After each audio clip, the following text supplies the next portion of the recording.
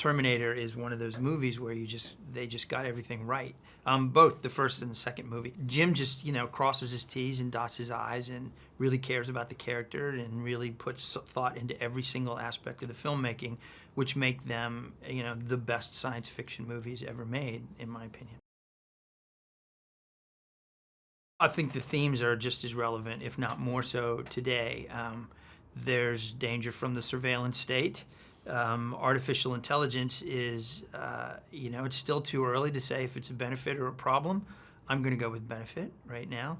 But the concerns are very real. In Jim's time, it was sort of relegated to the military-industrial complex, but now artificial intelligence is sort of infusing all aspects of life, and I actually think the danger is perhaps more insidious than it was before.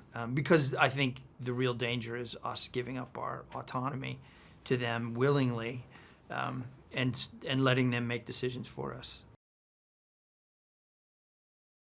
Having Linda back was absolute key to the whole business. I always saw the Terminator stories as Linda's story, a Sarah Connor story.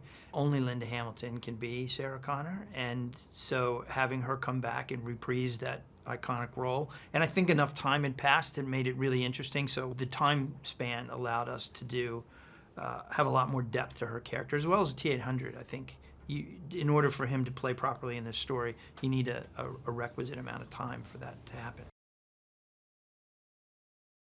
At the end of T2, Sarah destroys Cyberdyne. That had never happened before, and it broke the Ouroboros, the cycle. And that time wave washed forward and overwrote the future. It just so happens that Judgment Day is inevitable and the rise of AI is inevitable. So what Sarah did really was kick the can down the road. The Rev 9 is really a fusion between the T-800 and the T-1000. So carbon alloy, endoskeleton, liquid carbon, skin. He's like he can split and operate autonomously. I tried to give him each a little slightly different personality. I think the endo is a little smarter than the ecto. But they have different skills. They're stronger together than they are apart, but the real ability to split is that they can hunt independently. They can corner their prey, and they have different sort of skill sets and lethality. Arnold's great. Before he shows up, we asked his team, like, what is it?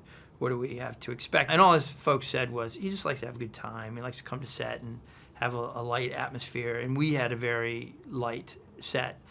I mean, it was very hard. It was a hard shoot, very focused, very busy, but I'm not a yeller. And we had a great time. He's super user-friendly for a director. Just tell me where to stand and what to say. He's like, I know that you're going to make me look as good as you can, and so I will do whatever you want.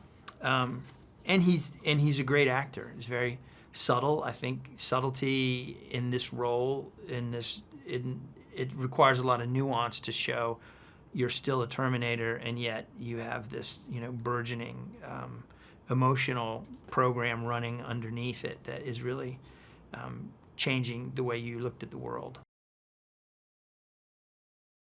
I just want audiences to have a good time, I hope they continue to think about it after they leave the theater, but I want them to walk out going, holy that was crazy, I feel that way when I watch the movie. I just feel like wrung out at the end of it because one of the best things about Jim's movies that I tried to replicate it is that pace. So it is just like a nonstop pressure cooker all the way to the end of the movie, and that sustained action suspense really just wrings you out, I think, in a good way.